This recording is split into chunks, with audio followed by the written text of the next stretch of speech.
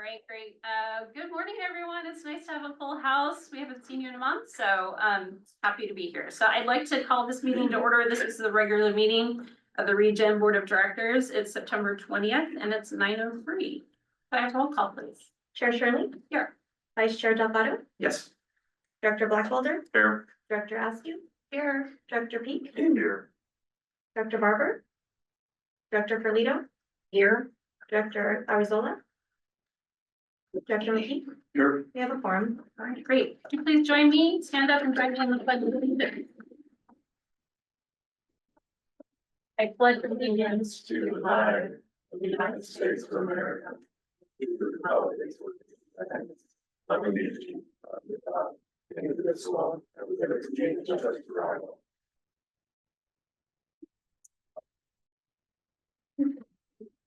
All right, we'll move on to public communications. Anyone wishing to address the board on matters not appearing on the agenda may do so now. Please limit your comments to a maximum of 3 minutes. So you may approach the podium, or if we have anyone online. Okay, no one in the chambers. All right, I'll close public communications. We'll move on to the consent agenda. We have items 5A through 5J. Are there any items that the directors would like to pull from the consent agenda? Seeing none. Would the public like to pull any of the consent items from the agenda? I'll bring it back. Okay, so I'll entertain a motion for the consent. Move to approve. Second. Moved by Director Blackwelder, seconded by Director Ferlito. All right, all those in favor say aye. Aye. Opposed? All right, motion passes.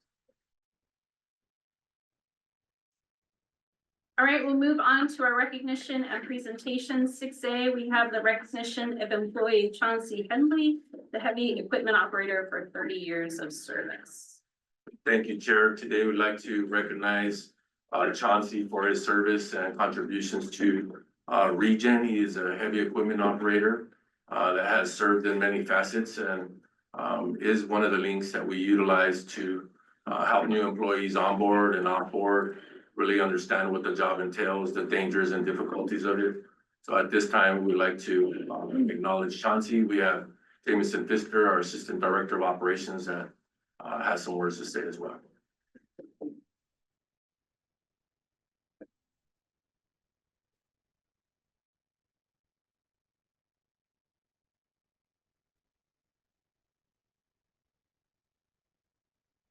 All right, board of directors, colleagues, guests.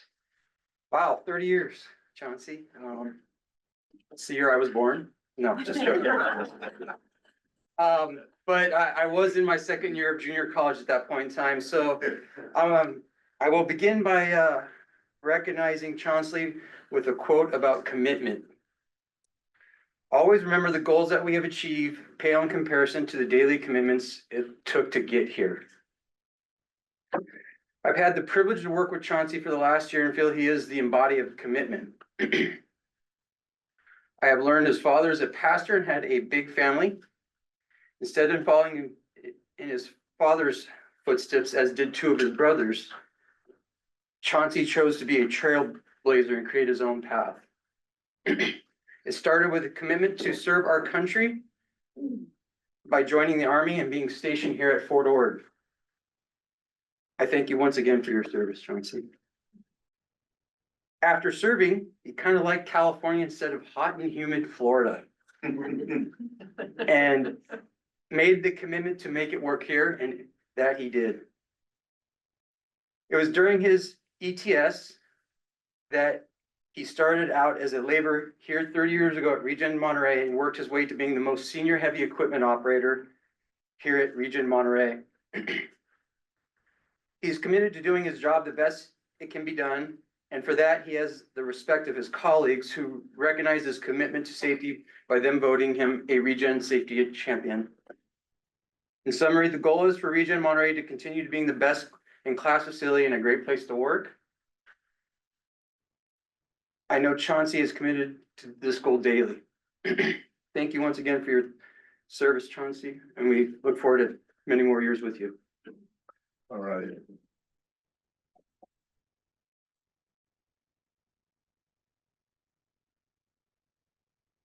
like to say,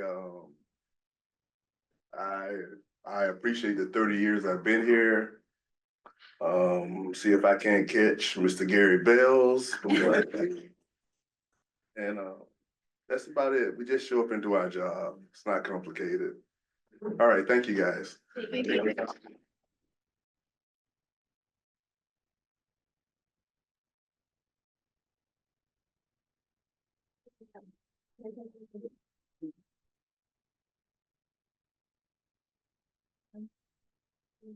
Yes, Director Fernando. You know, I'd just like to say that this is one of my favorite parts of being on this board, is that we get to see the people who are out there every single day doing their job. And you said we just show up and do our job.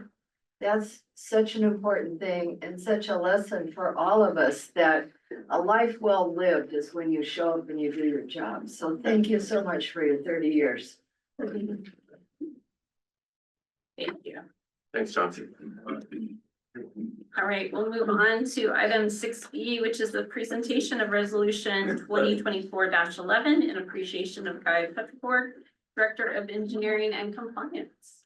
So thank you, Chair. Today, we like to recognize and give a resolution for Guy Pettiford. As I mentioned in the past, he's been very instrumental in my transition to my current role.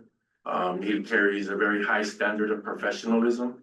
I believe he's impacted everybody that he has worked with, and thus we see the large audience that we have today. He continues to elevate the bar and challenge the position, the normal given position, and ask questions and challenge you. And for me, it's been a learning opportunity every interaction that I get with him. Everybody here will miss the sounding board that we had in Guy.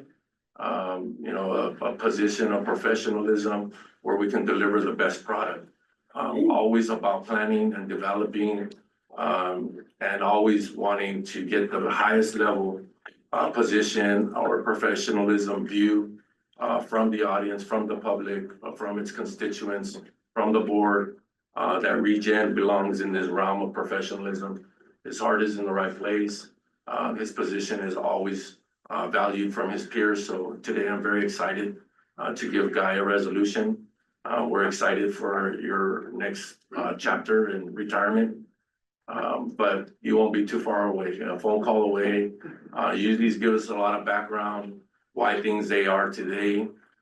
We still ask him questions all the way up until the last day. So I would like to acknowledge Guy today for his service and tenure and contributions, not only to ReGen, the organization, to SWANA, the Gold Rush chapter, to SWANA, the national chapter, and to all his peers that had an opportunity to network and associate with Guy's professionalism that he's brought to the waste organization, recycling foundations, the composting positions that we have, and everything that we're doing with innovation and technology, the cogen plants, the 21 kV, potentials of, biogas, just a world of information, a world of opportunity, and always creating a environment where we want to produce the best product and the best outcomes. Thank you again, Guy, for everything you've done for me and for your peers in the organization. Very excited for your opportunity to retire and spend time with family. So thank you for your service.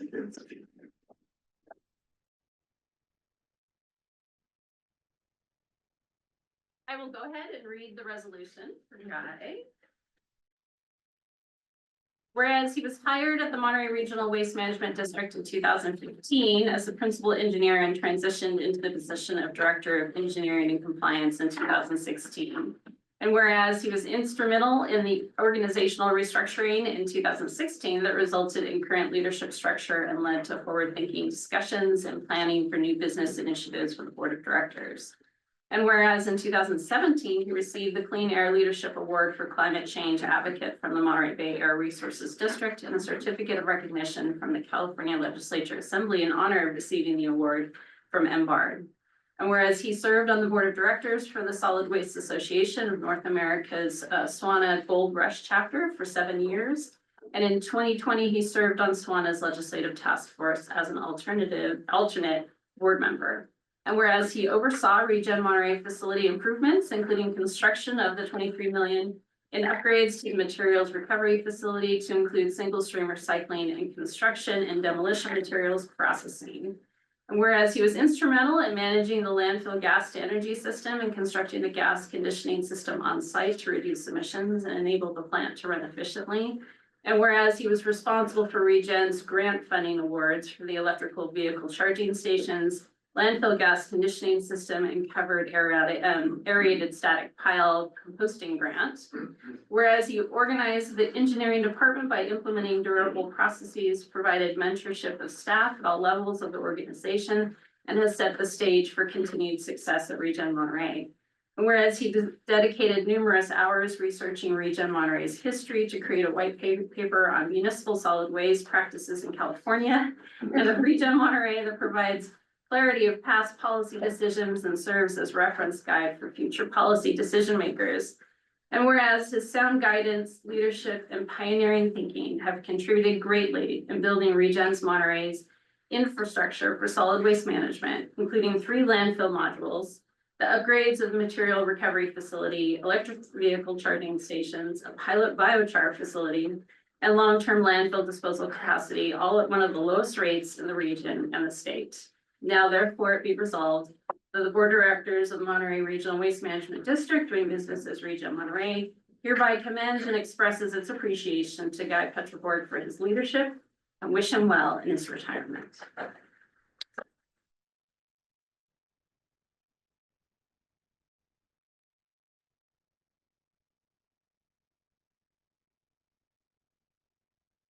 I'd like to say a few words. You clearly have been so instrumental in so many things that we do here, and we are so grateful for your work. Oh, it's been fun, and it was certainly a great opportunity and a great place to be. So I do have a lot of people to thank here.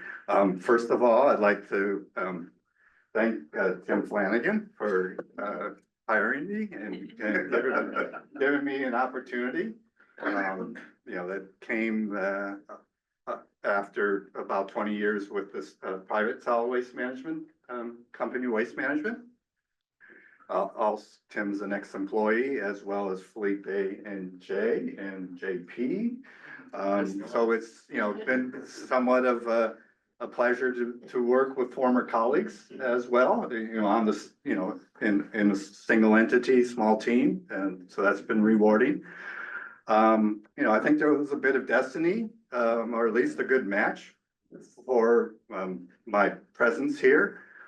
Tim had just been promoted to the general manager, so the general manager had left.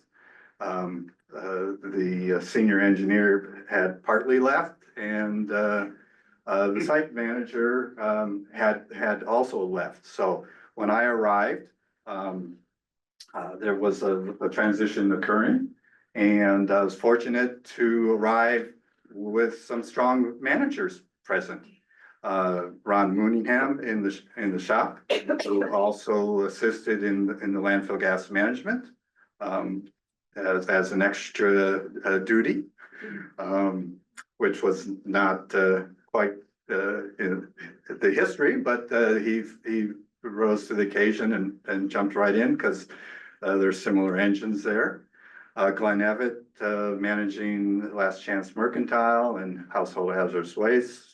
So another example, Clyde Walkup in the C&D MRF.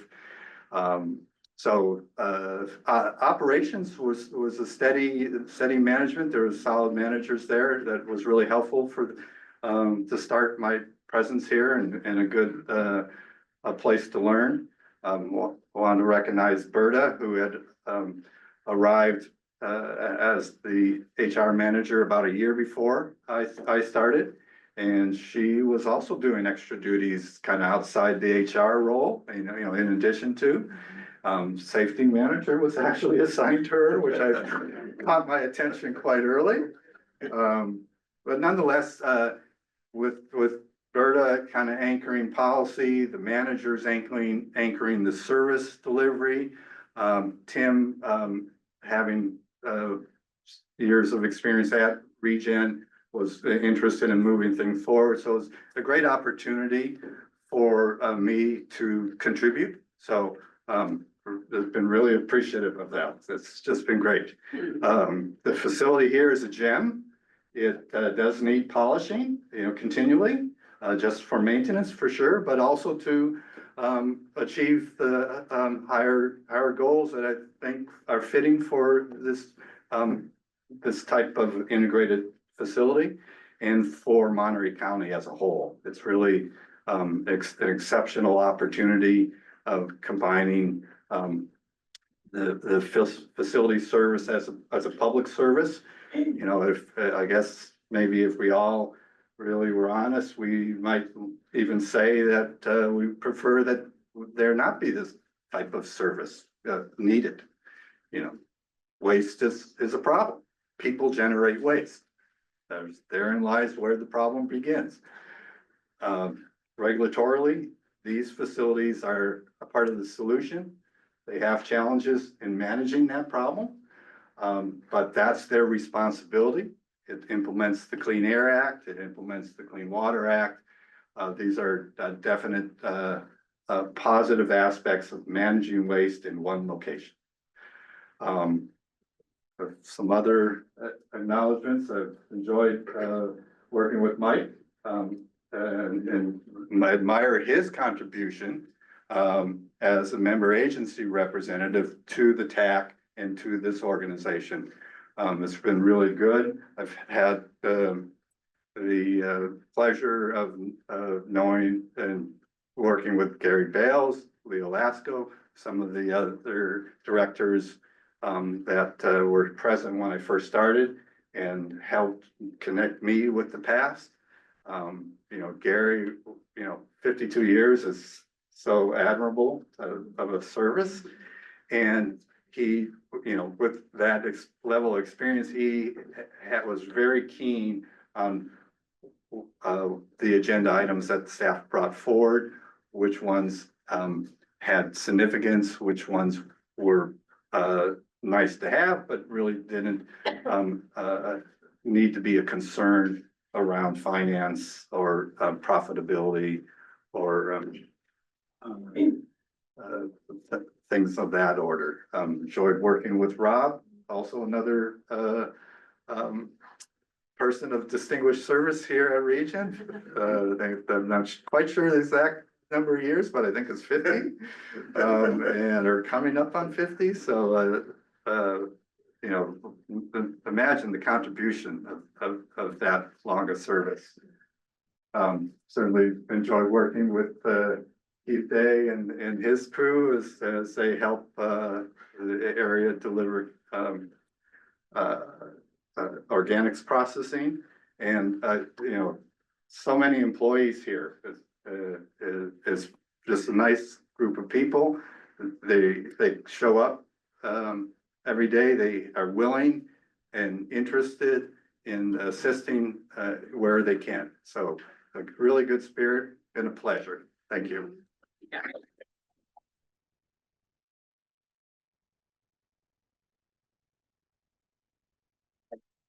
In my nervousness, I certainly have an important aspect that I should call to attention. It's been a pleasure to work with David Ramirez. He was my first hire in November of 2015, and just been a great collaborator. It's a really good partner. That's certainly with me, but any team he's on, you can see him in that positive action as a teammate. He's been instrumental in helping build the department and organizing it to support the organization, which is inward to support all the services that are here. That's an important role, is to keep the disposal and recycling services functioning daily. And so, we're very keen on having a responsibility for that, but also on the outward aspects of planning for projects to make a difference from a business sense, as well as appropriately designed and permitted. So really appreciate another Cal grad and learning with him. And thanks again, everyone. Thank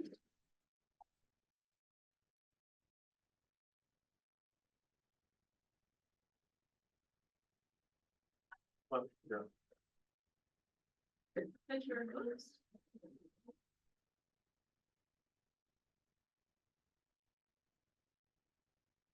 Thank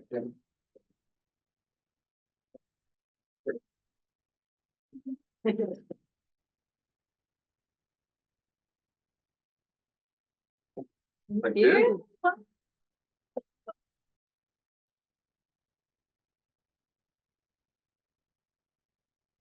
If there's any directors who would like to say a few words, I'll open that up.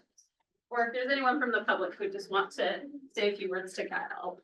Guy, do you have any special visitors here that you wanna introduce? Not today. Tomorrow? My wife, so maybe another occasion. My wife just joined me, and so she's dealing with jet lag today, but hopefully another occasion. I won't be disappearing completely. Certainly leaving a phone number and email for everyone to use, so I'll always be open for those calls. You know, I'll also leaving the vision that's associated with the organizational structure. There's opportunity to grow in the in fulfilling the mission, that they're the highest and the best performance of that organizational structure. And there's the vision of the highest and best use of waste and waste byproducts, which was initially investigated around the phase 1 feasibility study. The visions remains and the opportunities remain.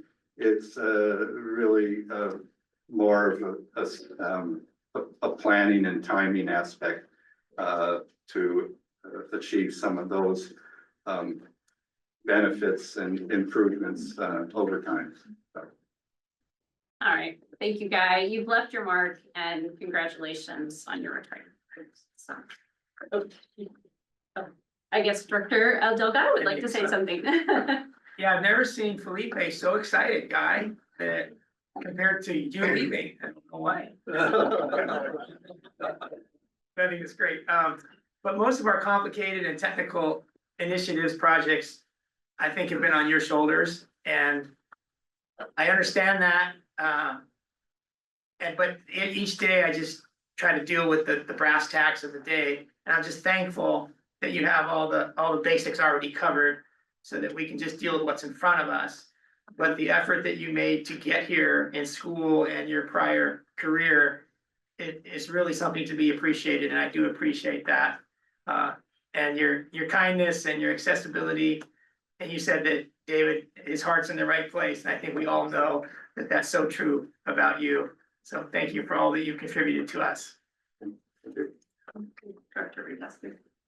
I'll just, I think, echo some of the things that were written in your resolution, but you have so much expertise in a space where I'm excited for you to be able to take the next step in your life and, you know, maybe have more time, but I'm also realizing, wow, like the ability that I can call you, you show up, we've got questions, and can be as, you know, nuanced and technical, and you're like, well, here's all the information, and you carry so much of that with you, and it's going to be a loss for us not to have you in this space on a day-by-day basis to help us navigate.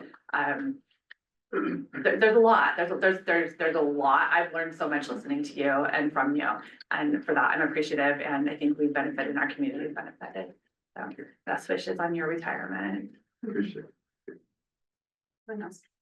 Tim, would you like to say a few words? I'll be respectful of the 3 minutes, Madam Chair. I just wanted to say, as the former general manager here, Guy came here at a critical point in the district's path. We had come out of a very challenging set of financial circumstances. Mayor Delgado was with us at that point in time and recognized some of that. And Guy brought here a sense of organization about what we needed to do. And we may have had a vision, but we may not have had sort of the architect to kind of put the pen to paper to make that happen. And so I always likened myself, because I was not as smart or as organized or as detail oriented as Guy was. Guy was like Mr. Spock, right? He was all those things I wasn't. I was more like Kirk, beam me down to the planet with a phaser and I'll figure it out. You can't have that happen in an organization like this. You need to have someone with that detail and that sense of organization that put us together, to have us borrow the money that we did, to have the bonds there, to develop the infrastructure, to support the facilities that we have here in support of your member agencies. And for those board members that are new, there was a challenging time, and Guy entered that space at that point in time. And perhaps the best legacy that Guy can have is by bringing somebody on board like David Ramirez to backstop him, and Katie, who started as an intern here and developed through that. That's perhaps the best legacy that any manager can have, is a legacy of the succession planning and what you have behind it. And that Guy certainly did. So for that, I will always be eternally grateful, Guy. Thanks very much.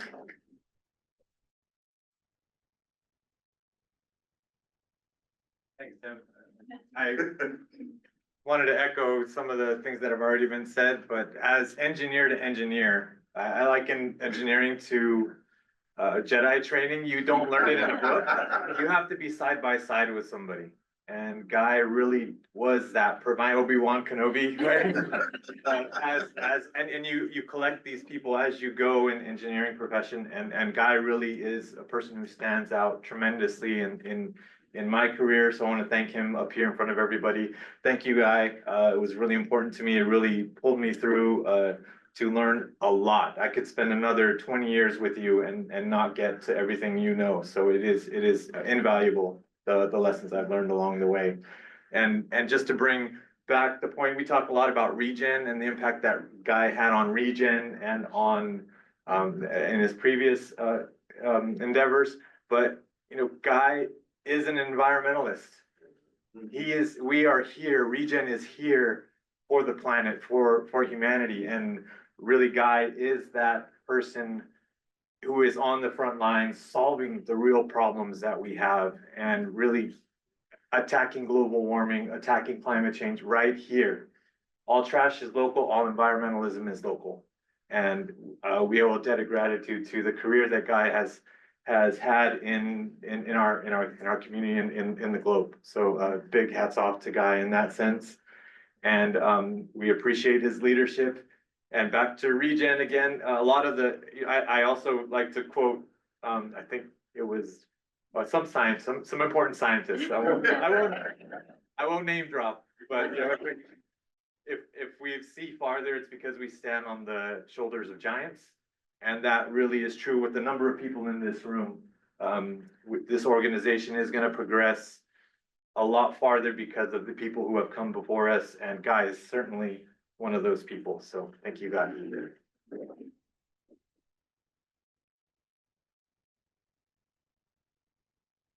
I'm Mike Dickham. I came out of retirement for this. I was on one of the guy's interview panels, and my first thought was another waste management guy. But he's a cow guy, so this should be okay. As an engineer, at that time, this district really was lacking in engineering, as explained, and it was a critical thing. Guy had I'm an engineer, and you all know how strong his technical expertise is. But the point I wanted to make is an organization like that needs somebody like that on staff. You can't get that from consultants. And so he not only shepherded through all of those multi-million-dollar projects, capital projects with this capital intensive organization that you have, but he also built up the engineering department. So your succession planning, you're in good shape. And I think the last thing I wanted to say to Guy is I've been retired for 2.5 months, and it's a great gig.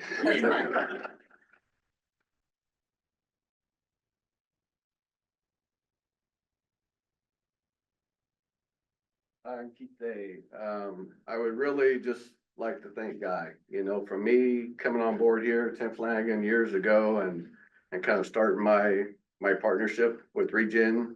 It's been so interesting and to learn so much from all of you, but really Guy and how he approaches things and how he methodically just, I've learned a lot, starting out a little younger and hopefully one day I can be here 30 years, but from Guy, I just gotta say thank you. It's been a pleasure and who knows, I'll probably be calling you for some questions, but just want to say thank you.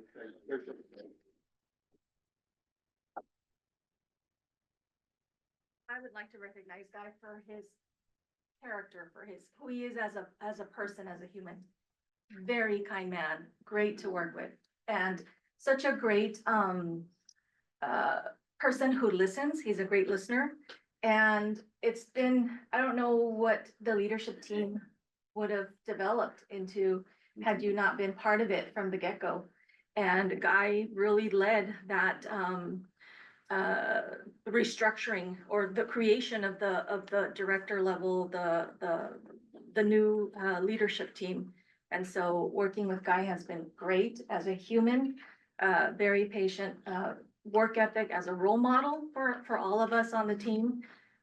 Excellent work ethic, very dedicated, and he really cares. He cares about what's happening here and he cares about the people. So thank you, Guy. Thank you.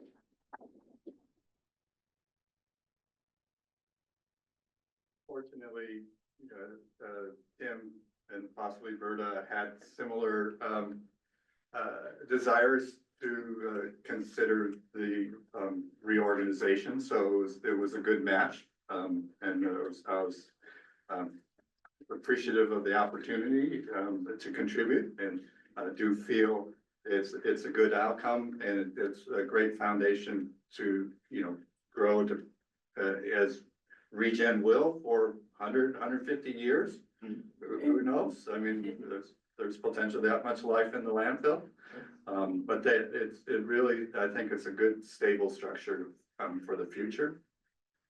One of the first things after we made that decision was to start hiring a couple of the directors role. Fortunate to been able to hire Peter Skinner as the Director of Finance Administration. And then Tim Brunell, the Director of Operations. And together as a team, we experienced COVID, the pandemic. And that is one of the proudest moments that I have as the leadership team, in how we as novices, quite frankly, navigated the issues and topics that were, changing almost daily in a difficult situation. And, quite early as a group developed a core principle of, honoring the employee's health, the employee's family's health. And with that simplicity, it really allowed us to experience COVID with minimal impacts. And, that's important for a critical, necessary service, is to have employees that are healthy and can show up for work, their families are healthy, and so they're not suffering like so many did in that pandemic. So just a beautiful, look back on a very difficult time. So, but very proud of the team. Thank you, Guy. I want to let everyone know that after the board meeting, there will be a little reception for Guy. So if you could stick around, there'll be some food, I think, and you're all welcome. So again, thank you, Guy. Congratulations. All right, we'll move on to 6C, the Traits Leadership Development Program update. Thank you, Chair. At this time, we have Director Doris doing the introduction for Barry and Jeannie Fu. They've been part of our development progress here at ReGen with all our staff, so we're excited at this time for the introduction. Good morning, Chairman, board members. It is my pleasure to reintroduce Dr. Barry Frew and his partner Jeannie Frew. You met them in late 2022 when we initially engaged with them to develop the traits leadership development program. So Dr. Frew, who goes by Barry to all of us, and his partner Jeannie founded Frew and Associates after more than 20 years serving in the United States Navy and 18 years serving as a civilian faculty member at the Naval Postgraduate School in Monterey, where he held positions of professor and dean. While at NPS, Barry founded and directed the Center for Executive Education, where he delivered leadership courses to Navy officers, admirals, and generals, as well as senior level civilian staff. Since the founding of Frew and Associates, Barry and Jeannie have created and delivered custom leadership development programs for numerous private and public employers. And their programs include one-on-one individual coaching with the participants. We are very fortunate to have the benefit of Barry and Jeannie's knowledge and experience to share with all of our supervisors and managers through the Traits Leadership Development Program that was implemented in early 2023, and that we hope to continue for additional time. So, Barry?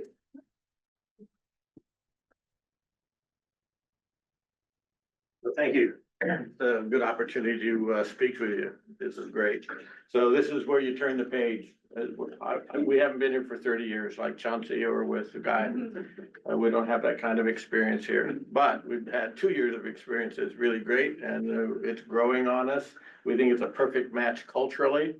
The service that you guys provide, the mission that you guys provide aligns with what we like to do. What we like to do is to build, leverage, and sustain high performance. And so some of that's leadership, some of it's other topics, and we try to bring the breadth of that content to our teams. So I want to tell you a little bit about what we do. Go ahead and put the next one up. So Jeannie and I have been pretty much public service oriented our entire lives. We've lived in the Monterey Peninsula since '82 when we founded the company in 2002 when I left the postgraduate school. But we focus on learning events and coaching. So one of the things that we do that's unique is we do content like any normal classroom, but we try to build rich dialogue, and in between those learning events, we try to provide one-on-one coaching events. So we've opened it up for about 30 plus employees to have coaching engagements and learning engagements.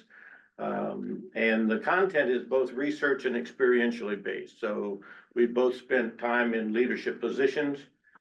We've both learned a lot about leadership over that time and how to lead change and how to build high performance teams. And we try to bring that entire experience and research to the program. So post-COVID, we transitioned. We used to be a national company, and when COVID happened and we became isolated in our home, we began to think about not getting on a plane every other week and going to the East Coast or going to wherever we were going, and said, yeah, I think it's time to start thinking about if that model really could work locally. We took a chance. We made some calls. Felipe and Berta took a chance. They returned the calls, and I think it's just been a great partnership. We consider our work with ReGen to be a good cultural fit, basically. Go ahead and go ahead. This is what we started with, your set of core values that you determined that you wanted teamwork and you wanted people to respect one another and hold each other and themselves accountable. You wanted integrity in the workforce and transparency and stewardship. All of those are not things that you either have or not. They're things that you try to get better at all the time. And so we think we've moved the needle in regard to all of those traits. And it's because of the content, but we hope the participants are able to think more broadly and more deeply. We want them to be comfortable, confident, and capable of leading in 4 directions. One of the things we do in our model is suggest that leadership is really not just in the downward direction, which most people think of as directing others. That's not untrue, it's just a partial truth. So you also have to lead sideways, you have to lead upward, and you have to lead yourself. So what we try to do is get our programs aligned to helping people lead in all of those directions, because an exemplar leader is going to be able to do all 4 of them. We want more capable individuals and teams, so we want them to individually be able to perform at a higher level in a sustainable way. We also want that to translate to teams, collectives, and the entire organization. We hope that they're able to listen better and ask different and better questions as a result. In a minute, I'll talk to you about how we think that that's going. Teams establish higher trust and therefore the work is produced faster, cheaper, less rework. That's important in an organization like this to remove that kind of waste. Not the kind of waste you manage every day. Teams establish higher trust will get there. An increase in the general capacity for resiliency and innovation also comes with that kind of content. Go ahead. So we've done 2 phases or 2 years of work with you folks, and we're expecting to do another third. We're working on the details of that. But it'll still be custom fit. It'll still be using and leveraging what we've already developed and the relationships we've already built. I think the partnership is strong. The one-on-one coaching should continue. We'll continue to foster and leverage the core values of trait. So we think it's still a perfect match. We're excited about year 3. With respect to the implementation, we've done it in 2 phases. We took the more senior first, then we took the next layer. We've added some content in between for places that we think, no, we learned some stuff during that first group. We ought to have some different content, add this content to that. So we've made some modifications. We've added more people, and we'll continue that in phase 3, I'm sure. Go ahead and screw it. This is what we hear from participants in the program. So 94% of any program that thinks that your content is relevant and helpful is a surprise to many training companies. And not that we view ourselves as a training company, but you don't hear much about the chief learning officer in the Starfleet very much. You get to hear about who's on the bridge, but trust me, if the bridge weren't working right, you wouldn't have a chief learning officer that's driving all that. 94% of them thought that. So out on a 5 scale, 4.3 isn't a bad score. There's still room for improvement, and we'll still try to pump that up next year.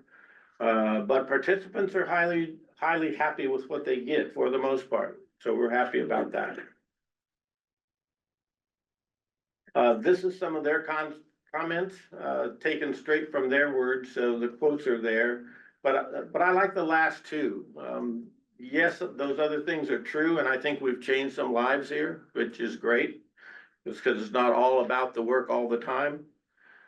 People grow in a lot of different ways. I like the 2 that suggested that it was engaging and empowering. I think those people will respond different in the future. They'll take more chances. They'll take more opportunities to share their voice, and they'll probably be better teammates.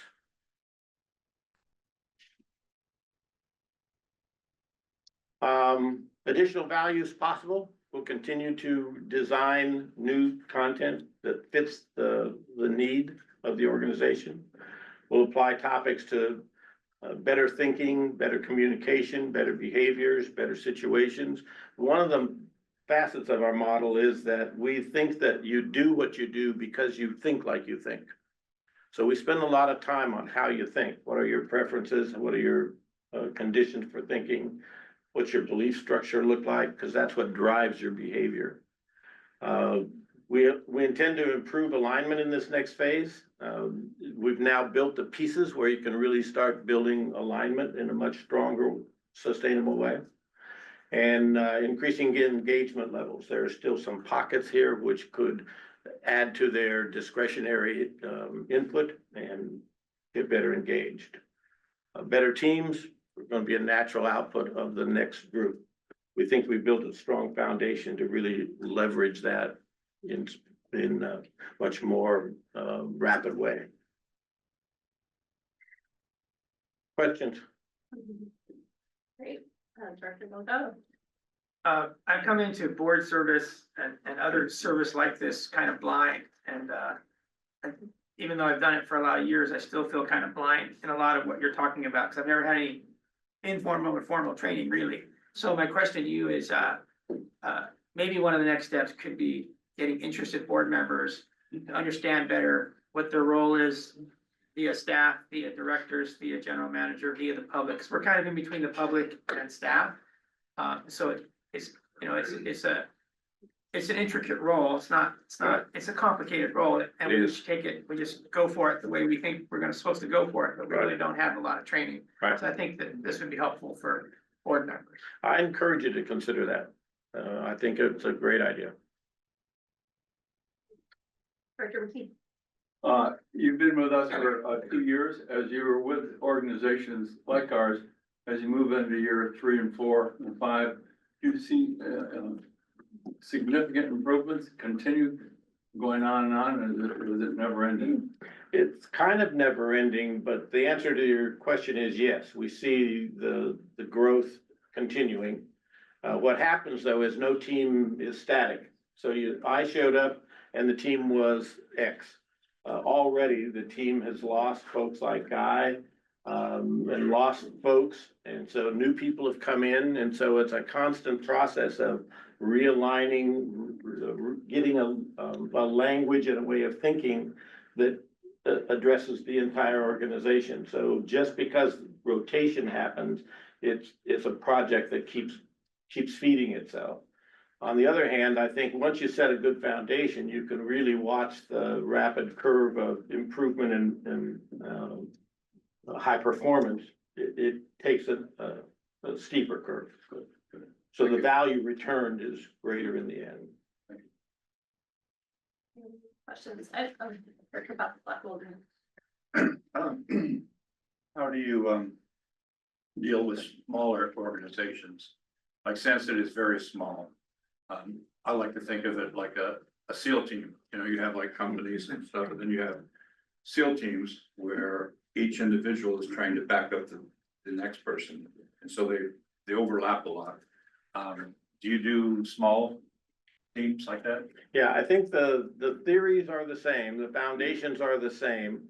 Luckily, I've worked a lot with SEAL teams, so I totally get the picture. And I think that the small team is different, but it's not more complex or less complex. I think the foundation is still the same.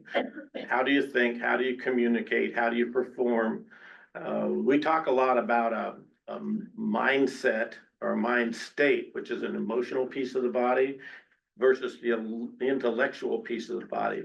And a lot of people think of it as it's one versus the other. We think that they're interdependent and that you need both. The SEAL team community is a good example of the mind state piece.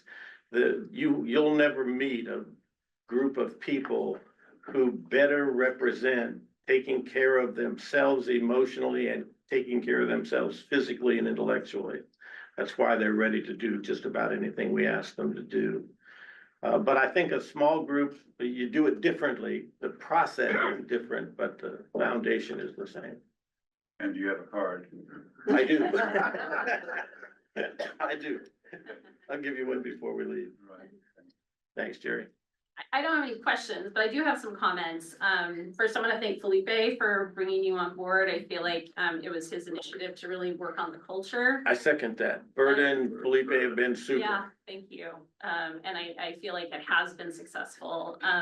It sounds like you give people an opportunity to reflect on themselves. And I think oftentimes we don't have time for that in our jobs. We don't take time. We don't take time, right? And as a health instructor, I feel that it's what I want my students to do is reflect on who they are. One of the things that stood out to me in the quotes is that people came out of the training feeling like they were a better person. Yeah. Right? We bring all these people on board and they all have different experiences. They all have different, you know, you can say baggage that they bring. Right. And to be able to have them engage in something that then allows them to walk away and not only be a better employee and colleague, but to also maybe just do better in life in general. So I love that and I'm appreciative of your work. Thank you. Thank you. All right. Thank you very much for your presentation. Appreciate it.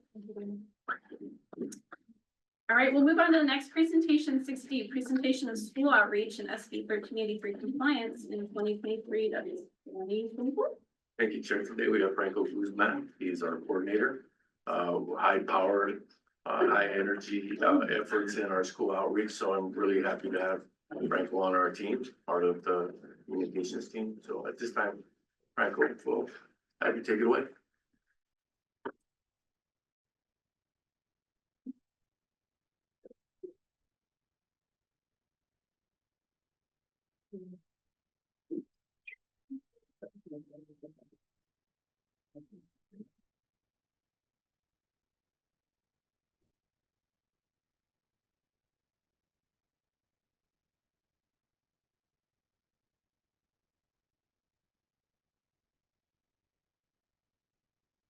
Good morning, members of the board.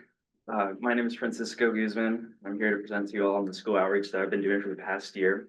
I've been working for ReGen for about a year, and I actually haven't really had an opportunity to speak with you all much. So I'd like to tell you a little bit about me, a little bit before I get into the implementation of SB 1303 at schools. Let's see if I can. There we go.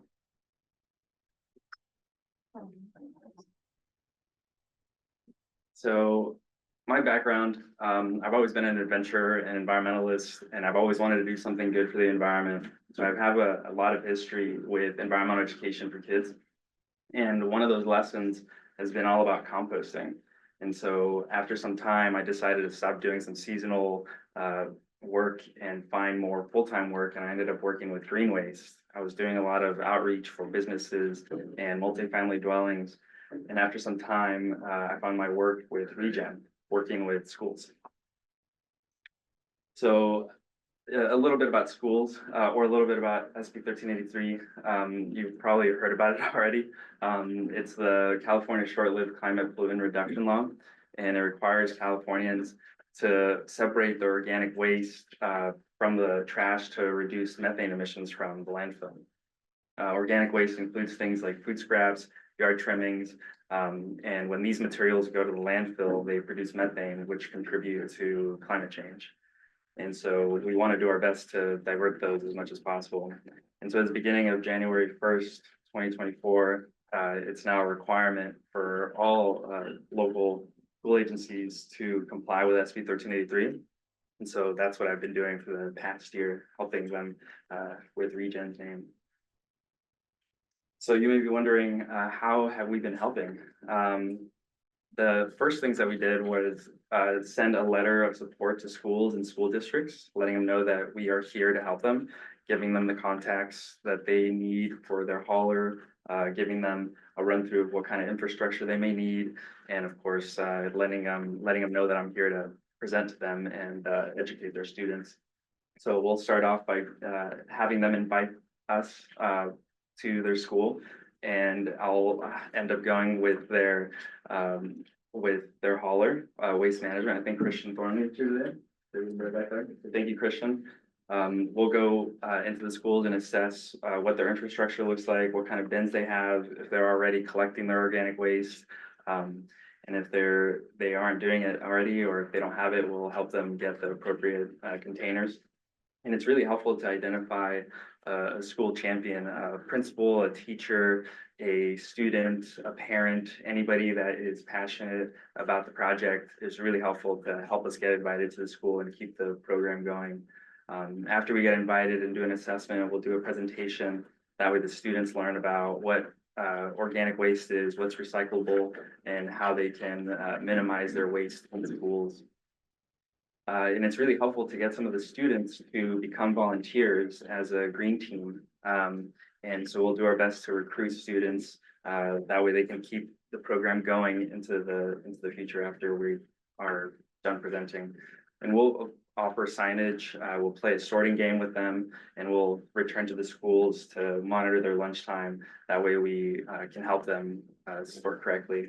And of course, we'll also work with other organizations like Blue Strike Environmental to recover any edible food. That way they can go up for a donation for any families or organizations that may need it. And it's really important that we do this work because schools do produce a lot of food waste. They are often throwing away a lot of things, and we want to recover as much food and as much of that organic material. That way we can either compost it or give the edible food to kids that may need it. And we also want them to get familiar with the 3 bin system, the blue, the green, and black or gray. That way they can see that into the future, wherever they may go, whether it's another school or whenever they go out into town. And of course, they bring this knowledge back to their families. And oftentimes they're reminding their parents what is recyclable, what goes into the organic waste. So it's really helpful to have the students learn with us. And then they become lifelong environmentalists. So hopefully they stick with it and keep going. But it's really important that we revisit every year to retrain the new class. So this is an example of some of the sorting stations that are at schools. The first one on the left is recovery or food recovery. So any food that is still edible and still in good condition, we don't want to throw it away. We want to collect it so they can go up for donation or so that the students can take it home. And then we have the recycle bin, the trash can, and then also the organic food scraps bin. That way we can collect as much of it as possible. And then of course, something for trays. That way we don't just throw away paper trays all the time. And of course, the signage that we provide, this is an example of the trash that they often see in schools. Some of the items that the students are confused about are milk cartons, whether or not those are recyclable or not. And so once upon a time they were, but in the future, maybe they will, but for now they're going in the trash. So, and of course, plastic bags, sometimes students think that they're recyclable, but plastic bags do belong in the trash. So this is an example of some of the trash items they may find in schools. And an example of the recycle items that they may find in schools. Probably the biggest lesson that they learn is about plastic resin codes, what the little numbers mean inside the tracing arrow. And so I help them identify where it is and remember that it's 1, 2, and 5 that we can recycle. And food scraps, organic waste. This is the big thing that we're trying to really get them to memorize and to get comfortable putting their food scraps into the green bin. And the biggest surprise for them is often meat and dairy and bones that they go in there. They often think that that's trash, but we want to collect it into the organic bin. So this is a list of some of the schools that I've been to in the last year. I've really been going to all school districts, and it's really helpful when the schools actually invite me to visit them. So I really want to be able to focus on 2 other school districts, North Monterey County and Washington Unified, because those 2 school districts have overlapping jurisdiction with SVR. And so we'll definitely be paying a lot more attention to them in the next year. And of course, any school that I haven't been to, I will definitely be reaching out to them and visiting schools again to give them a refresher presentation. These are some photos of me presenting at King Elementary. We usually try to present right before lunch. That way it's fresh in their minds. And I often show them the kitchen pail, letting them know that they can be doing this at home. And that it's not just something that they can do at school. And this is another photo of some of the organic waste or food scraps that we do collect in the green bins. And there's a picture of us with the green team and Christian Thornley from Waste Management and one of the visiting environmental educators, Rebecca Cordell.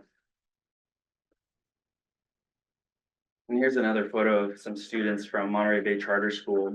They've had a long history of collecting their organics and composting, and they're really passionate about the work. So I'm really grateful that they are excited to collect their food scraps.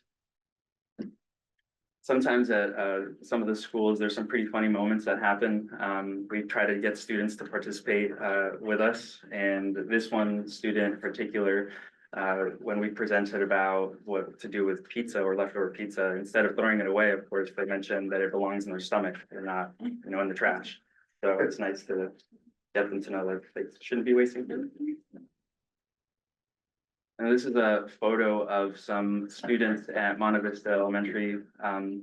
This is Dr. Ashby, the principal, who's helping some of the younger students hold up some of the signs We're also trying to get them to learn about the dangers of batteries. So there's a little cut out there to help even the younger students learn about it. Sometimes it can be challenging to present to some of the schools because there's different grade levels. And this one in particular, there was, this school had been combined with a different school, so they had been struggling with the location change. And they also had many different playgrounds, so the sorting stations were all over the playgrounds. So I definitely plan to revisit and re-educate and outside a visit coming in.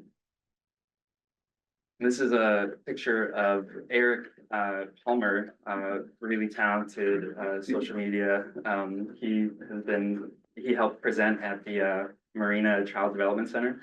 So it was really helpful to have him, really grateful to have him visit and present with me that day. And we'll often go to larger events too. This one event, we went to Farm Day, and there was a lot of different schools from Monterey County. It was like a conveyor belt of children. It was busy, very busy. And so we'll also go to other events like West End, and the Earth Day events around April are very busy as well. And we'll get a lot of schools visiting us there and saying, "Oh, we recognize you when you came to visit at school." So it's really helpful to have these larger events. All right, let's move on to 7D, approval of addition of new classification of power systems manager and related pay scheduling. Sure, thank you, Chair. At this time, I'd like to introduce a new position that we would like to get approval for. It is essentially called the Power Systems Manager, but it's really related to landfill gas management and that infrastructure and the cogen plan. So at this time, we have our Director, Berta Torres. You can introduce the item and talk through some of the scenarios. Thank you, Felipe. Good morning again. So the staff's proposal to the board is the addition of one new classification to the organization, one full-time position, a dedicated power systems manager who would have responsibility for not only managing the plant, the LFG, but also the well fields at the landfill. This is a need, as we've all witnessed this morning. Guy's depth and breadth of expertise has served ReGen very well for 9 years. Because of his depth and breadth, he's assumed a lot more responsibilities and really that someone in that role would have. And Guy has filled that role of being the internal subject matter expert for all things landfill gas and power systems. With his departure, we're proposing to fill that loss of expertise with a new manager who would have responsibility for ensuring, we are operating most efficiently, most effectively, and generating, the true potential of the plant. So it's not budgeted. This would be a change to our staffing budget, but I don't anticipate any problem with meeting the cost, because we have vacant positions that would pay for it. For 6 months, we intend to open the posting and probably will not be able to fill it until January. So for half a year is what we're estimating. I'm open to any questions. All right, thank you, Berta. Any questions from the Director McKee? The question was stated, it was roughly $150,000 base salary. But when you fully loaded with fringes and so forth, and travel or whatever else happens, and it's not budgeted, so it's an over budget situation, how much are we looking at in total? So generally it's 40%. The full package would be 40% above base salary. Includes So another 60, so it'll be 210 or something like that. Does that include, are there other employees that are gonna be added? Or is this a one person, or will we be looking at other people down the road? This would be a one person. We do have we actually have a budget for 4 positions in that department. We have a supervisor and some technicians. So this would be the manager. So those are budgeted. Are we approving 4 positions? Just the one, just the new classification. Will you be back in the next 6 or a year or 2 for 2 or 3 more positions? We don't expect that. We already have staff in that department, we just don't have a manager. So this is, the manager is the position that we're asking to So add. just the manager, all the other people are et cetera there. Yes,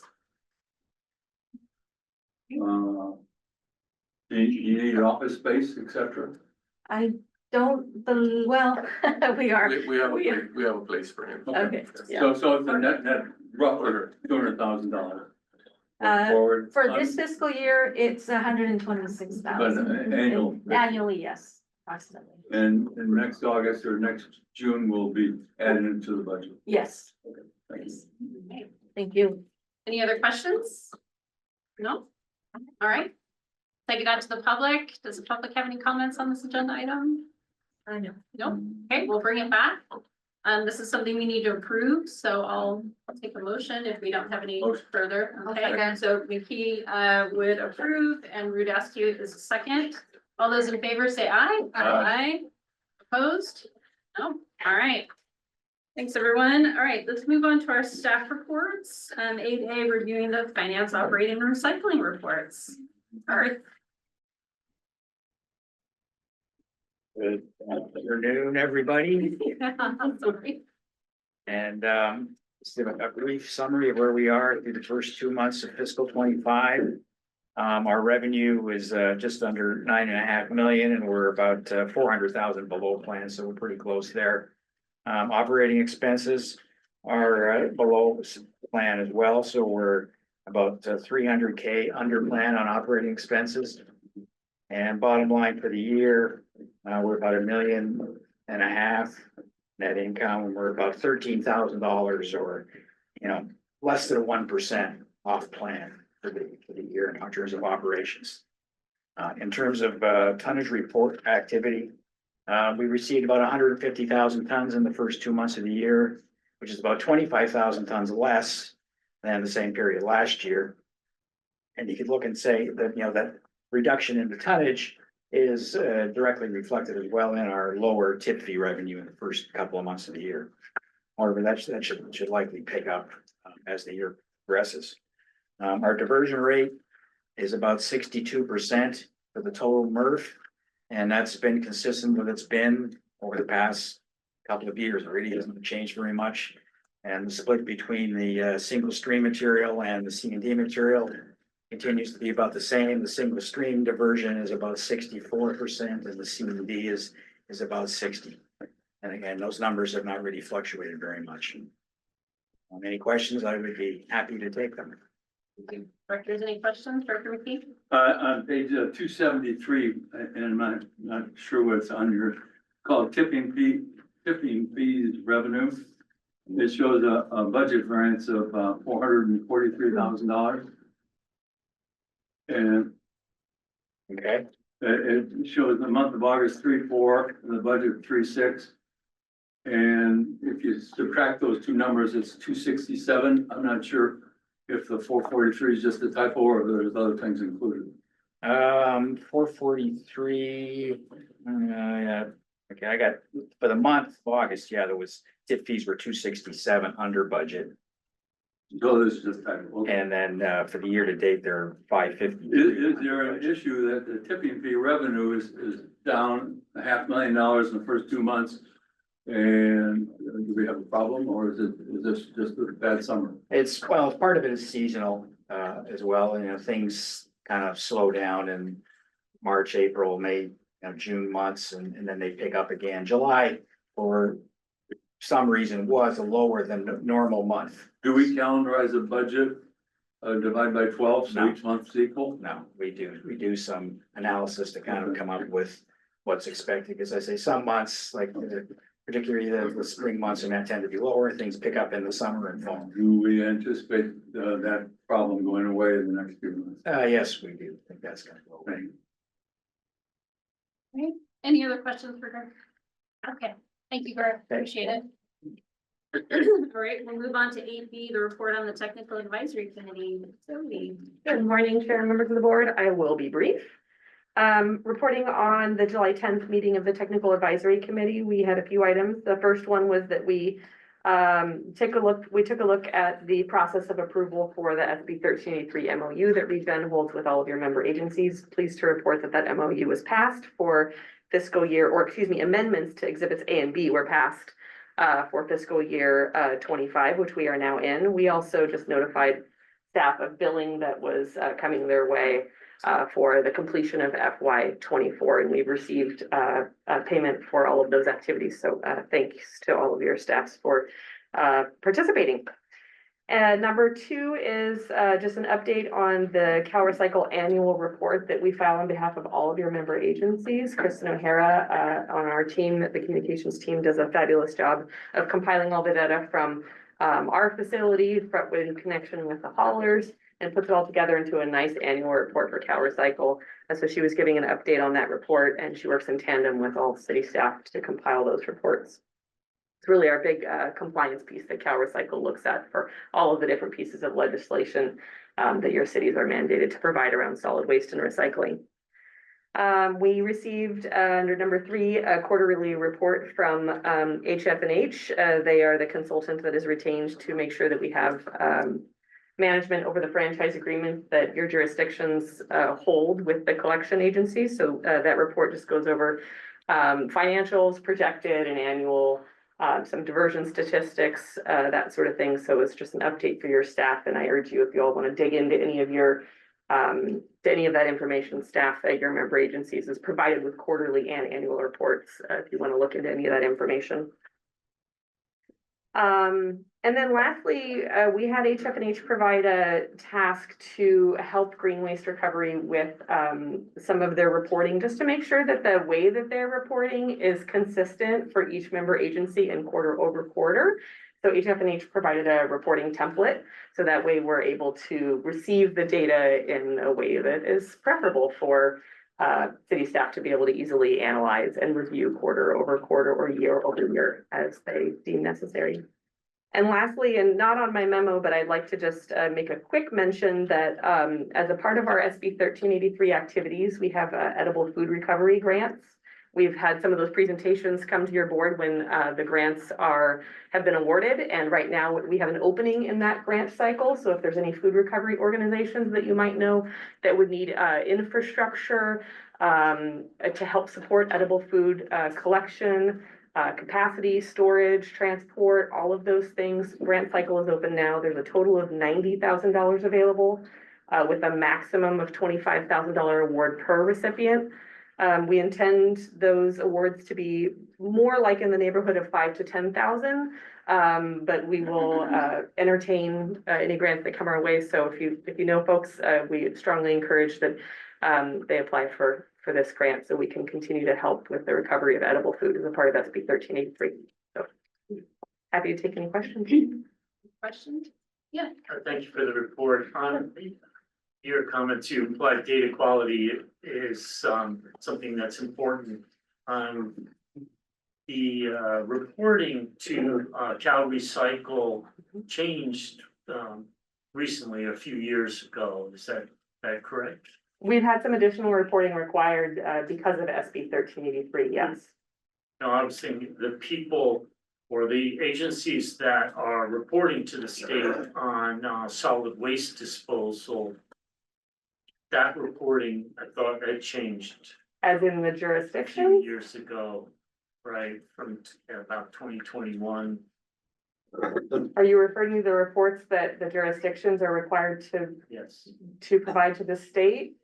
Yeah, it does change a little bit year over year. And like I said, with the new mandate with SB 1383, there's additional responsibilities, of course, that the jurisdictions are required to fulfill. So they do make tweaks on that report, and we, of course, respond and make sure that all the data is being provided as they're requesting. Does that answer your I'll question? take the question offline. Okay, Yeah. sorry. It's more than a tweak anyhow. Okay, okay. Happy to take it offline. I think it was a 75% diversion target, and then it went to a per capita and a per household, pounds per household. But we'll take it Okay. offline and Sounds we'll try good. to address it then. Great, thank you. All right, thank you, Zoe. Thank you. All right, let's move on to 8C, fiscal year 2024 safety board presentation. All right, we have Anthony Martin, our safety manager.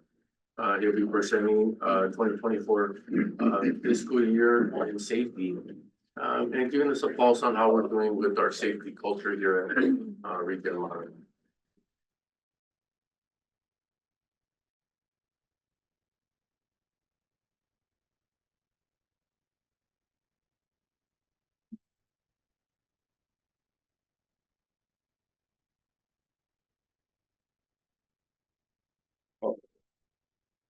Good morning, everyone. Good morning, ladies and gentlemen of the board. As mentioned before, I'm Anthony Martin, for those of you that I haven't gotten the pleasure of introductions with.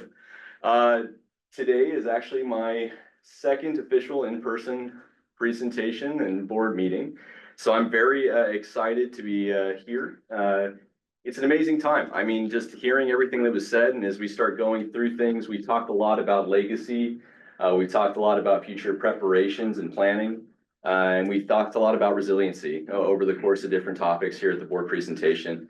And as such, I think it's important as we start talking about our safety review, when we reflect on the history, I wanted to share a couple of key performance safety lagging indicators. And I know you guys have seen a lot of data today, so I want to be very respectful of that.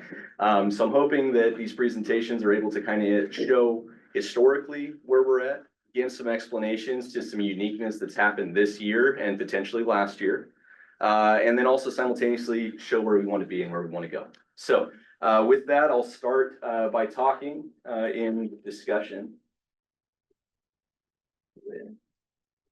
Our first safety lagging indicator here. So this is going to be a 6-year KPI, total incidents versus OSHA recordable cases.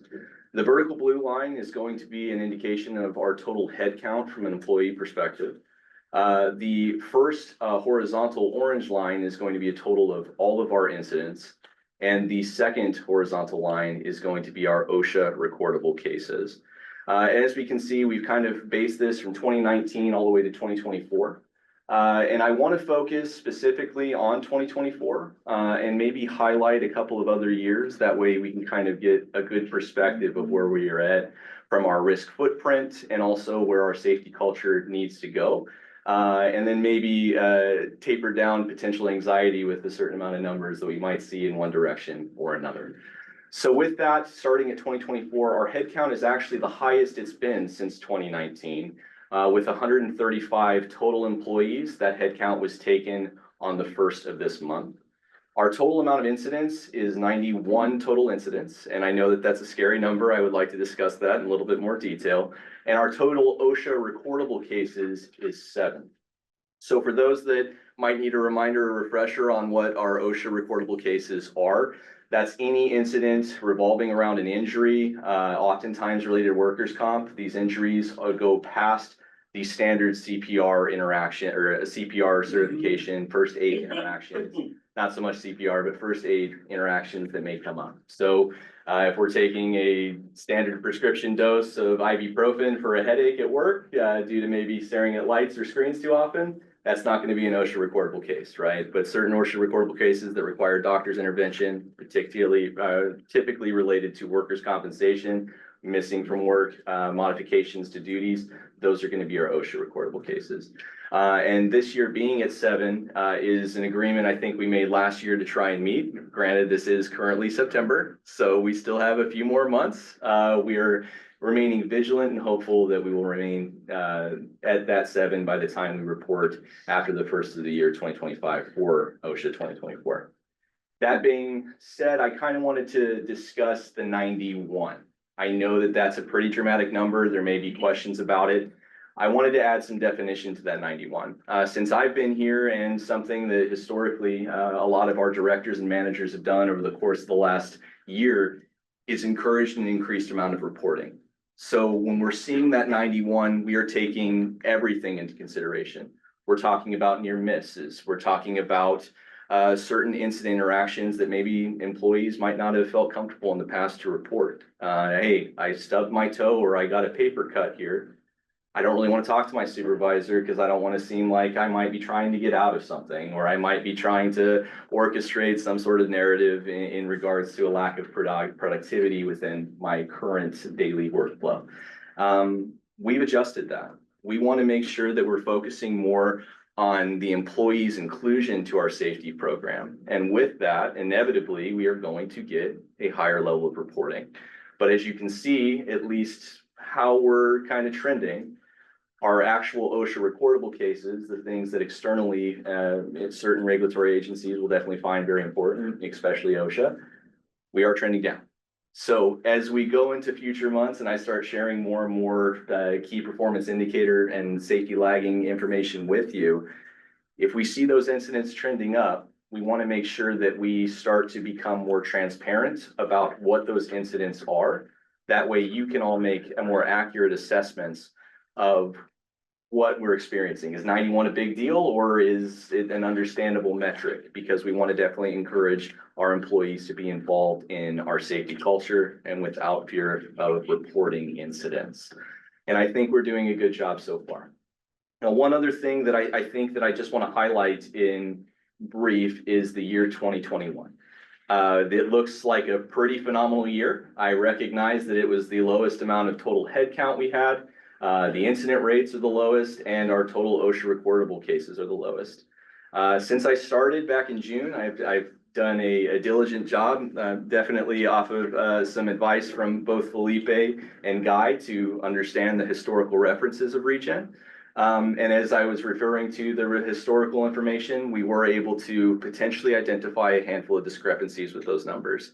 So in future board reports and in future meetings from a manager and directors level, we were able to identify that a handful of our records were entered in error for those years. So we are going to be transparent about those errors, and we're going to do better in the future in our record keeping. Largely, I contribute this more than likely to the precipice of us dealing with COVID. And many other industries across many other environments also had issues when they were entering in information during that time. It was chaotic, and it was definitely a moment of, hey, let's make sure that this is happening, and some things might have slipped through the cracks. So I just want to make sure that you guys were aware as we start talking about KPI indicators historically in the future. You may see that those numbers in 2021 change as we develop our records further. Moving on into our next slide, I wanted to talk about one more final safety lagging indicator, which is our workers' claim and modifications. It's been an exciting time being able to be taught and tutored a lot significantly, especially from Berta in our HR department when it comes to workers' comp claims. I have dealt with them in the past and I've become very acclimated to them. I willingly admit that my short tenure here has made it a process to learn the historical reference a bit. So as I get better at this and hopefully be able to develop a more detailed metric and understanding of what totals we are paying every year versus how many workers' claims we currently have active, I want to make sure that that becomes a more transparent model for all of you. That being said, I'll focus largely on calendar year 2024. And this is a projected model, of course. We are not done with the calendar year, but the experience modification is at a 1.0. Total amount of workers' comp cases as of the 7th of this month is 8. And total paid for this year is $15,615. ReGen Monterey's 10-year average comes out to right around a 1.42, which is significantly lower than last year. It was 1.56, so we are trending down, which is something I think we discussed in last year's safety presentation. SDRMA's member 10-year average, at least from what records we were able to pull, is a 1.11.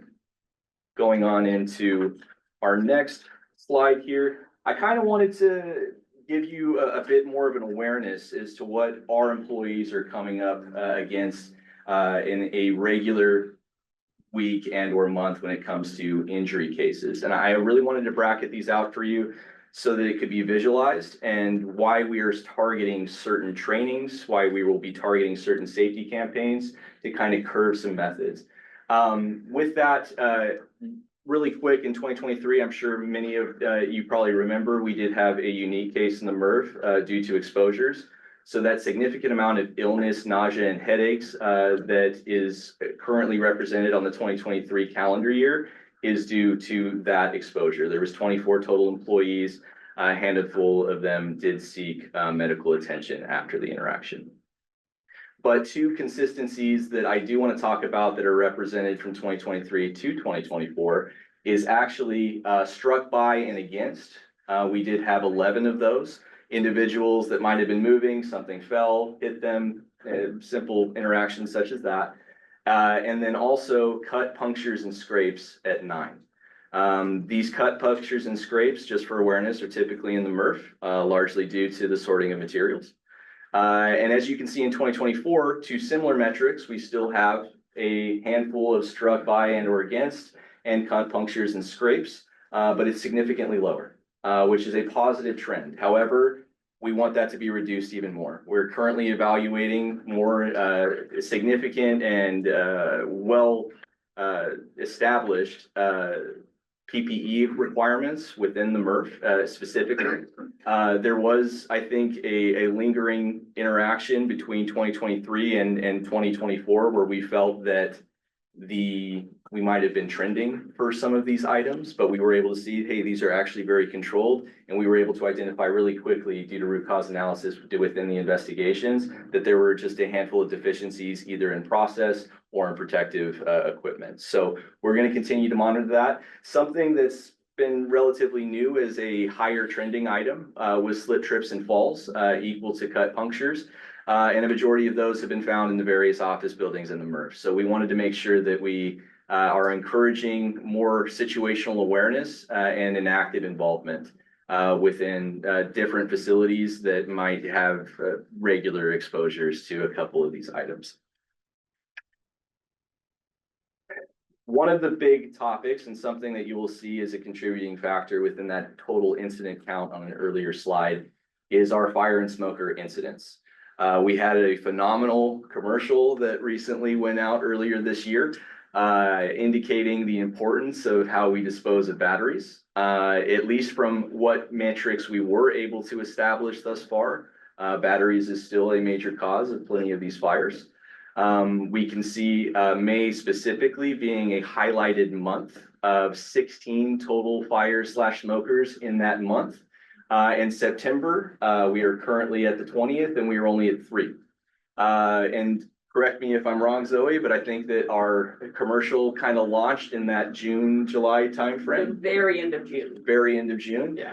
We are seeing some analysis saying, hey, June, July, and August, maybe that commercial really made an impact. I would love to kind of dig into those metrics future more, see what outward safety promotional material in combination with our communications department, operations department, we can do to maybe help those trends. Obviously, September, we are exceeding past what we had in 2023.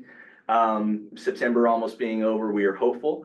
However, one thing that I definitely wanted to make abundantly aware is 2023 had a total of 52 fire and smoker type incidents. And we are currently in September and already at 52 total fire and smoker type incidents. So very interesting data. We're going to go even further back. We're going to start analyzing previous years with whatever records we can get a hold of and be as transparent not only with this board, but also with our entire organization and hopefully externally with customers to help them understand what those exposures are and do it in a competitive and also enticing way, such as the commercial. Okay, I did want to talk briefly about a handful of safety improvements. My background largely is in relation to incidents and risk management. So immediately I saw opportunities with the phenomenal and amazing emergency response team we have here at ReGen. Though I never want us to have any incidents, I am always excited to watch their response because they are top notch. With that, our data records and historical references are things that I think could use improvements. We are currently in compliance with what OSHA puts forward in our SSP 1-10 emergency response policy. However, a lot of the forms are things that we generated that I kind of wanted to build out in a way that was more user-friendly. Not all of our forms were always developed in a way that was uniform. So when we're talking about data metrics and references, trying to get lessons learned or running root cause analysis for corrective actions, the inputs of data were different. one thing that we wanted to encourage here, is let's make that uniform. All of our reports are gonna be uniform. No, it doesn't matter who's filling it out. It's a plug and play experience, and who's receiving that information can also be an effective plug and play experience. So we implemented a user-friendly investigation reporting system for supervisors and managers to more efficiently manage workplace injuries and illnesses. We also ensured a streamlined incident reporting with the simplified forms and redefined root cause and corrective action categories for quicker inputs. Another key feature we utilize in our emergency response is our first notification email. It is essentially a way for boots on the ground that are experiencing an incident to broadcast that to a wider audience, regardless of where they are at. That way everyone can remain informed and effectively respond to incidents. We implemented a automated form that's going to be essentially every time we open up that first notification email, sometimes we would get sentences, sometimes we would get paragraphs. We've now made it into a complete form. So every time they open up that email, the form pops up. We have an incident description, we have time and date, we have who's currently dealing with the incident. It's a way of creating more data for us in analyzation, but not necessarily adding a ton of stress on the individual that's inputting that information. That's something that we wanted it to be very important. We wanted it to be the same expedient experience to get a response and resources allocated to those incidents without adding the extra stress of having to cross every T and dot every I. Next, safety management software. This is something that predecessors before me have established, our Alchemy and Intellects. Alchemy being our safety training software utilized to promote safety awareness, and Intellects, which is our historical data reference software that we're using for inputting all of our incidents in their entirety. It's amazing tools. A very modernized approach to make sure that we are acclimated well and when we talk about potential external reportings. Intellects has become an amazing tool, and Alchemy has become a fan favorite across employees when it comes to safety learning. I've been able to experience over a dozen of them, and nobody walks away disappointed, and they oftentimes say, I can't wait for my next Alchemy course, which is something that I found unique when it comes to safety training, so I will be honest. And for awareness, we are currently at our 3-year mark of celebrating this process. We will probably visit back on the final page, just discussing some future plans with Alchemy and Intellects. But I wanted to just at least let you know we're in our 3 years. Safety excellence. We do have a handful of safety excellence interactions from various certification trainings. The first certification training that I did want to talk about is Has Power and also our member fire brigade. The member fire brigade is not an actual certified training. What it is we are certifying members of our fire brigade on how to use fire extinguishers and best methods to fight smokers and fires. These are 1-year certifications, and the next certifications are coming due in 2025. There is our CPR and first aid certification. That is a 2-year certification coming due in 2026. We have our Arc Flash train certification. That's a 3-year certification coming due in 2027. And lastly, we have our traffic control, which is an every 4-year certification coming due in 2028. Obviously, there's a significant amount more certifications and trainings we do provide here. I just wanted to show a couple examples and kind of give a timeline. That way we can be transparent with you in the event that there's any certifications that our board would be interested in taking in the future. Safe and Sound Week is going to be our final safety promotions slide. And it was a large success. We did try to do something new where we combined Safe and Sound Week with our social committee to talk about Employee Appreciation Week, and it was a huge success. Everybody was enjoying it. Everybody was involved. We were able to not only implement a significant amount of safety trainings, Alchemy competitions, which everybody did enjoy. We were able to also incorporate a lot of just awareness to appreciation for employees. So when you're marrying safety trainings and safety promotional material and trying to make it fun, but also marrying the aspect, we're doing this because we care about you. We want you to go home to your families. We want our customers to have a safe and wonderful experience while they're visiting ReGen. So Safe and Sound Week, ultimate success. We do have a couple of pictures for reference of people enjoying their time. Another thing we did have was a sorting competition, which I thought was very interesting. I was a newbie coming into the environment. For awareness, there's a consistency, I think, for not only myself, but also the management team to allow individuals to enjoy experiences. But we never want to sacrifice safety. We want safety to be first. So during our sorting competitions, we definitely did have an increase from previous years of PPE during the sorting competitions. And overall, the timings were a little bit slower due to all the PPE we had them go through, but they were still very excited and happy to participate. And then we were also able to celebrate our safety heroes that was peer voted. And that was a phenomenal experience for me, being a newcomer coming onto ReGen and seeing the culture and how much people care about the culture and how much they want to identify those that are really pushing that culture in safety to the next level.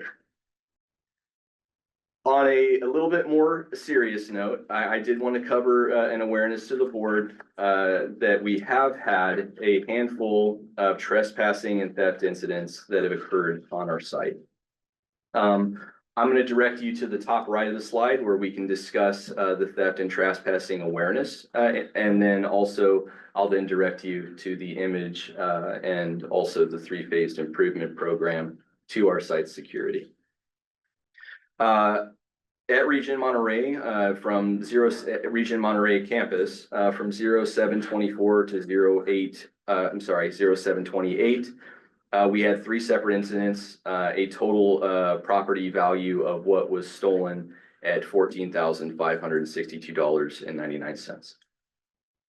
Later on, we had some ReGen personnel, their personal property taken on the 24th and the 31st, estimated value at $4,019.64. Additionally, one of our partners, Keith Day, did report a break-in and potential theft property estimated value at $1,400.30. And as of recent, even this month, we have had 2 separate indications of trespassing. No identifications of anything being taken, however, any monetary value. So obviously, we are a public service and we want to take that very seriously and be a welcoming environment to anyone and everyone. I've definitely received that from my peers and also the directors, making sure that we don't make this place Fort Knox, but at the same time, we are able to ensure our customer and employees' safety through added security measures. And we've broken that out into a 3-phased process.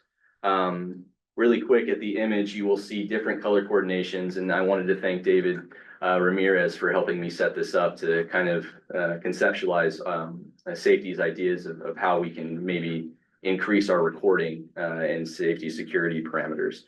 The color coordinations for phase 1 is in red. It's a total of 15 additional cameras that are going to be installed. Phase 2 requires a little bit more infrastructure, which is why we are going to be spacing it out with 6 additional total cameras. And then phase 3 of our camera increase project is going to be a more extensive one that will require a little bit more ingenuity to accomplish, and that phase 3 cameras is additional cameras installed on Charlie Benson Road. I did briefly mention this seems like a lot of security cameras, and I understand that. It's actually going to be utilized for much more than that. It's a way for us to not only identify potential incidents or unwanted interactions, but it's also a way for us to develop timelines. Something that has been consistent is incidents that happen after a certain time become more difficult to identify with specific details. So not only is this going to be a interaction when we install these cameras that's beneficial to us from a security standpoint, but this is also something that's going to be very beneficial to us from a incident and evaluation standpoint. From that, I did want to talk briefly about the 3-phased improvement plan.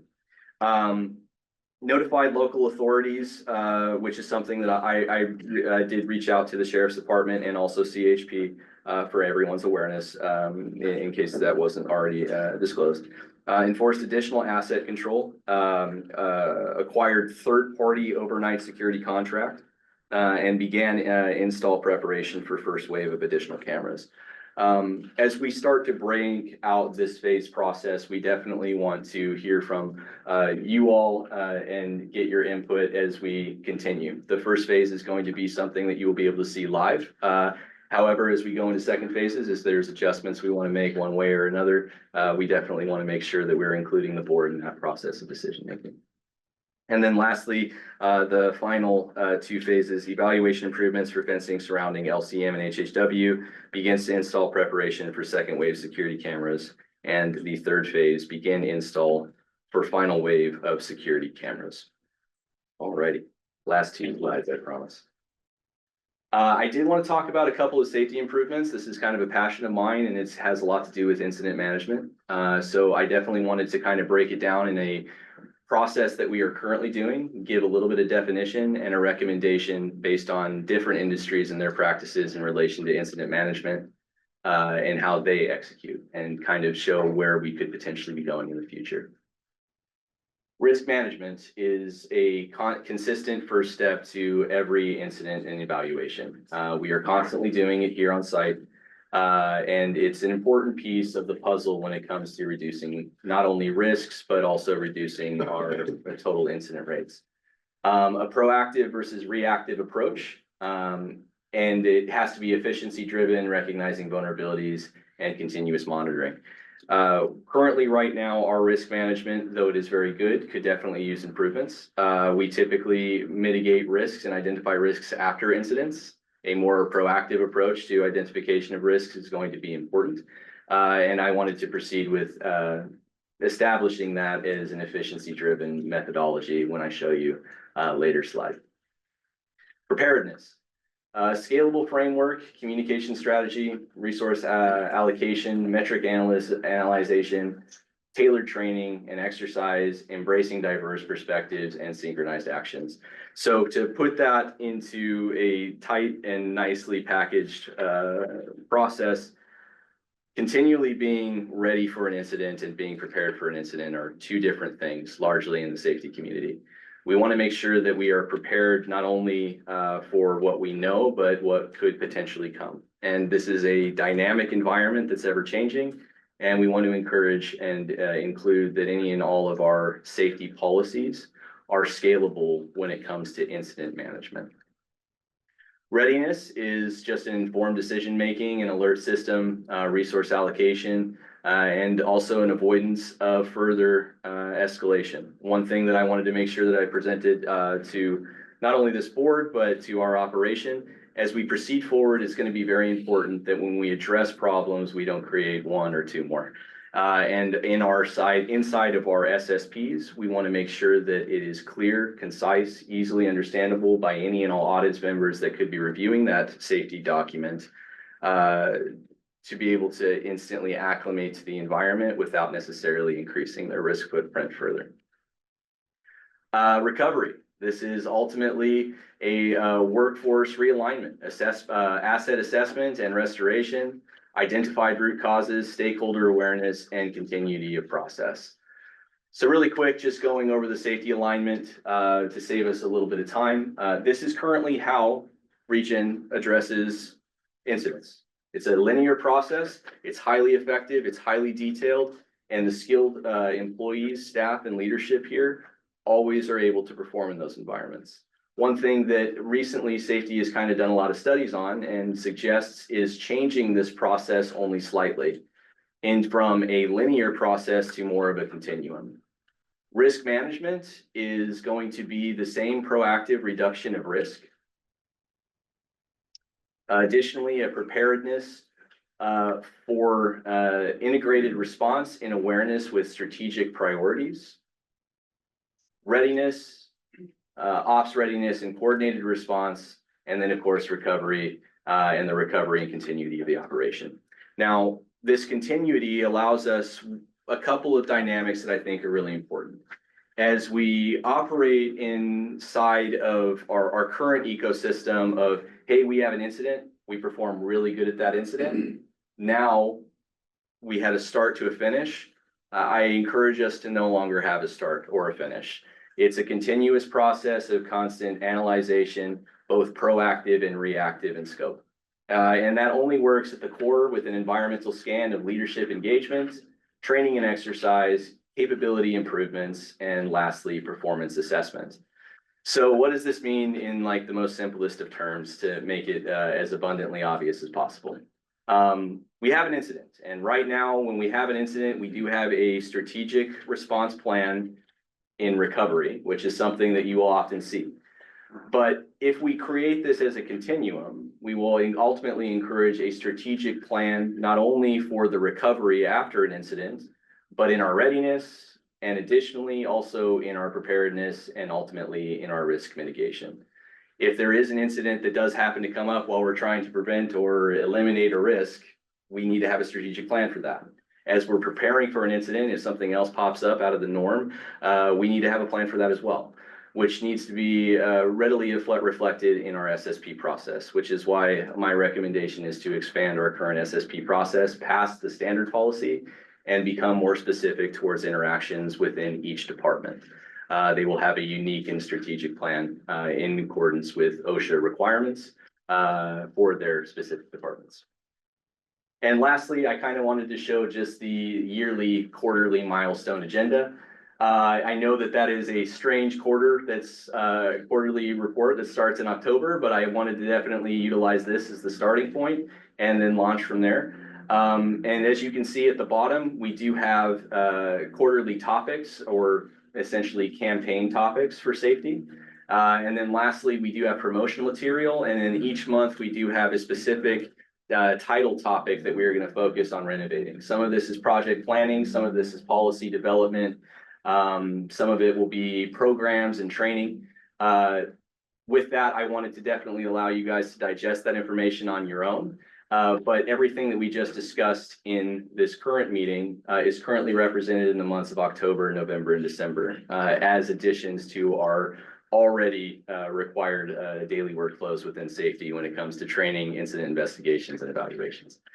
With that, I wanted to thank the board for the opportunity to allow me to present to you, and I will open it up for any comments or questions if you have them. Great, thank you, Mr. Martin. Any questions from the directors?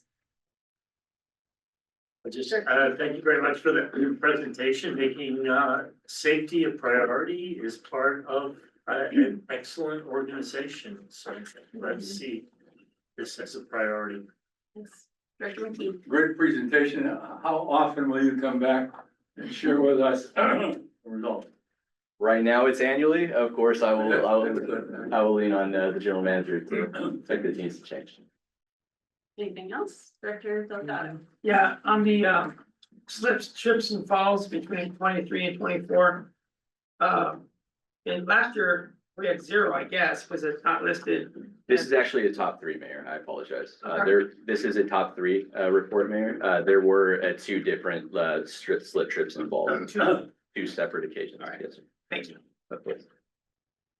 Thank you for your comprehensive report. Thank you. I appreciate Yeah, it. I would like to revisit this another time when we have a little more time. All right, thank you. All right, we'll move on to, we don't have any correspondence, so general manager communications. I'm gonna make them very short. We attended the West End, had a successful campaign out there. We had volunteers show up for education to the community. We also approaching the 3-year mark on a campaign called Clean California, launched by California. It was a $1.2 billion initiative. We've collected about 50,000 tires through that campaign, 12,000 mattresses, 6 million cubic yards of litter on the roadways, Interstate 5. That was enough litter, enough to cover 9 lanes of Interstate 5 with an inch of trash from San Diego to the Canadian border. 18,000 jobs were created. It was launched in 2021. These statistics are a reminder that people generate waste, and if people don't handle it properly, their waste causes problems for the community and the environment. So we're grateful for what we do here at ReGen, but also grateful for the state initiatives that are occurring elsewhere that drive initiatives to produce less and waste less at the same time. So at this time, I have one last item, which was the Cal Recycle asked for an interview through the communications team. Zoe, Eric, and I were able to attend that interview. It was around our battery campaign commercial. So Cal Recycle has gotten very excited over the distribution of our battery campaign commercial, and now they're using that as their push. An example for the state of California. We're hoping that it may take another approach, which would be Swan on the national level and take it across the United States. So making some headway around our battery campaign. I think it was worth every effort that the communications teams put together to happen. Again, I'd like to thank the contributions of the ReGen team, which is all the workforce. And I think that was the big association for people, was real people in real situations, telling the story of what we're trying to prevent. So at this time, that concludes all my general manager communications. Thank you. That's awesome news. Great job. All right, do we have any board communications? Be really brief because of the time. Thank you to Zoe and her allies for getting cameras on Lapis Road for all the dumping. This past week will be interesting because there was an above average amount of bulky dumping. And I noticed a truck that put some trash out. It was a waste management truck, and the driver told me that's because there's a little opening in their truck. So it's a structural flaw, and that's coming down Del Monte Boulevard. So it's good that we keep monitoring that. And I'd like to close today in honor of Shohei Ohtani, who's the first Major League Baseball player ever in history to hit 50 home runs and steal 50 bases in the same season. Oh, and he happens to be a Dodger. All right. On that note, I'm gonna adjourn this meeting. We'll see you in October, on October 18th. And we'll be here If you went to US. for the reception for guys who can stick around. Thanks, everyone.